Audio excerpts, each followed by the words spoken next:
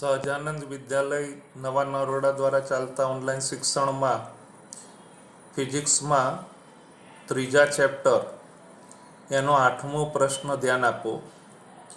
ગતિમાન પદાર્થે કાપેલ પથ લંબાઈ અને સ્થાનાંતરનું મૂલ્ય સમાન હોય અને ન પણ હોય. આ વિધાન ઉદાહરણ દ્વારા સમજાવો. પથ લંબાઈ અને સ્થાનાંતર એ બંનેની ચર્ચા આગલા પ્રશ્નોમાં આપણે કમ્પ્લીટ કરી કાઢી. પથ લંબાઈ એટલે પદાર્થે કાપેલું અંતર, સ્થાનાંતર એટલે પદાર્થના સ્થાનમાં થતો ફેરફાર. ટૂંકમાં બંને અંતર એની સાથે સંકળાયેલું છે. એનો જો કે તફાવત પણ છે, પણ આટલું તમે આગળના પ્રશ્નો ઉપરથી સમજી શકો કે પથ લંબાઈ એ અદિશ રાશિ છે અને એમાં જ્યારે ફેરફાર કરવાનો આવે એટલે મોટામાંથી નાનું બાદ, અને સ્થાનાંતરની વાત આવે એટલે અંતિમમાંથી પ્રારંભિક બાદ.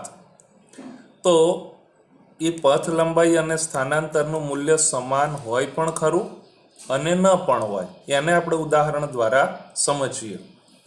હવે આકૃતિ જવાબમાં ધ્યાન આપજો. આકૃતિ આગળ જે હતી એની એ જ આકૃતિમાં આપણે કોઈ પણ પ્રકારનો ફેરફાર કરતા નથી, કેમ કે પથ લંબાઈ અને સ્થાનાંતર એને અનુરૂપ જ આપણે સમજૂતી આપવાની છે. તો આકૃતિમાં કોઈ ફેરફાર નહીં, મૂલ્ય પણ એના એ જ અહીંયા આપણે રાખીએ છીએ. તો જવાબમાં ધ્યાન આપો. ધારો કે અહીંયાથી ધ્યાન આપજો ખાસ, કે ધારો કે કોઈ એક કાર O થી P સુધી ગતિ કરે છે. અહીં પથ લંબાઈ OP બરાબર 360 મીટર.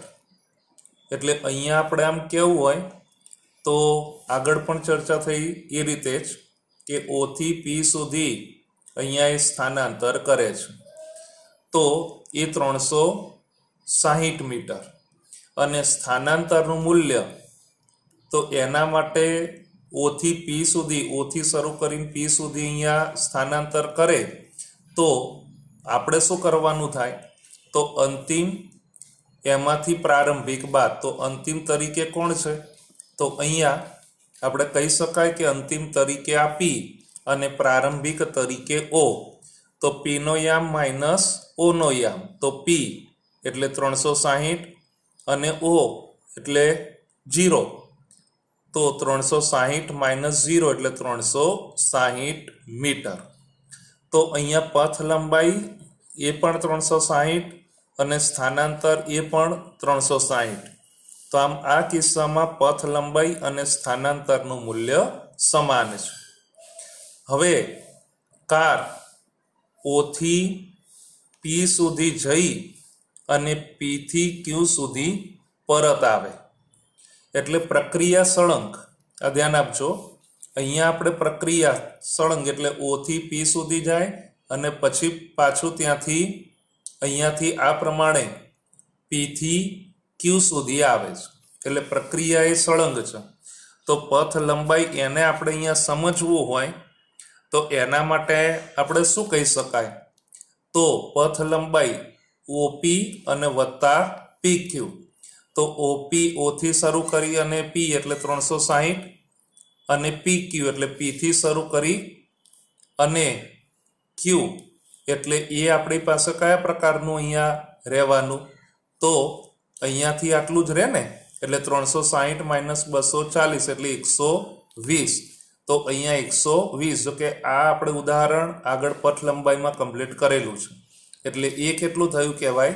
480 મીટર. ટૂંકમાં સળંગ પ્રક્રિયા O થી P અને પછી ત્યાંથી પાછા આવીએ અને Q સુધી પહોંચીએ એટલે જેટલા પણ અંતર છે એ બધાનો આપણે સરવાળો કરવાનો. O થી P સુધીનો કરવાનો, P થી Q સુધીનો. એટલે O થી P સુધી કેટલું અંતર? તો 360 અને P થી Q સુધી કેટલું? તો 120. એટલે કુલ કેટલું થયું કહેવાય? 480. હવે સ્થાનાંતર એ આપણે ગણીએ તો પ્રક્રિયા સળંગ મેં હમણાં જ કહ્યું એમ O થી P સુધી પછી P થી Q સુધી એટલે ઓ એ પ્રારંભિક સ્થાન થયું કહેવાય અને ક્યુ એટલે અંતિમ સ્થાન થયું કહેવાય. તો સ્થાનાંતરમાં તો શું થાય? તો સ્થાનાંતર બરાબર અંતિમ સ્થાન માઇનસ પ્રારંભિક સ્થાન, એટલે ફક્ત અને ફક્ત કોણ આવે? તો ઓ અને ક્યુ જ આવે. એટલે અંતિમ સ્થાન તરીકે ક્યુ એનો યામ અને પ્રારંભિક સ્થાન તરીકે ઓ એનો યામ, એટલે ક્યુ 240 માઇનસ 0 તો 240 મીટર થાય. અને સ્થાનાંતર એનું મૂલ્ય આ પ્રમાણે 240 મીટર થાય. આ કિસ્સામાં આપણે જોઈએ તો પથ લંબાઈ કેટલી? 480 અને સ્થાનાંતર કેટલું? 240. તો એ બંને સમાન નથી, એટલે પથ લંબાઈ ગ્રેટર ધેન સ્થાનાંતર એનું મૂલ્ય મળે. તેથી કહી શકાય કે તે સમાન નથી.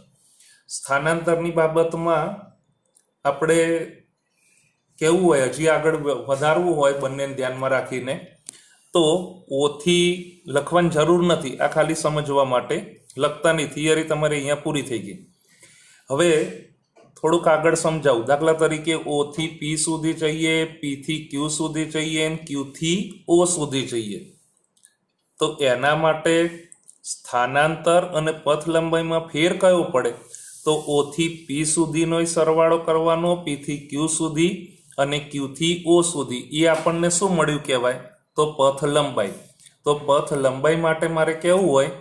તો ઓ થી શરૂ કરી પી સુધી એટલે 360, પછી પી થી શરૂ કરી અને ક્યુ સુધી એટલે 120, અને એટલે વત્તા 120 થયું એટલે 480 થયું, અને વત્તા ક્યુ થી શરૂ કરી અને ઓ સુધી એટલે વત્તા 240.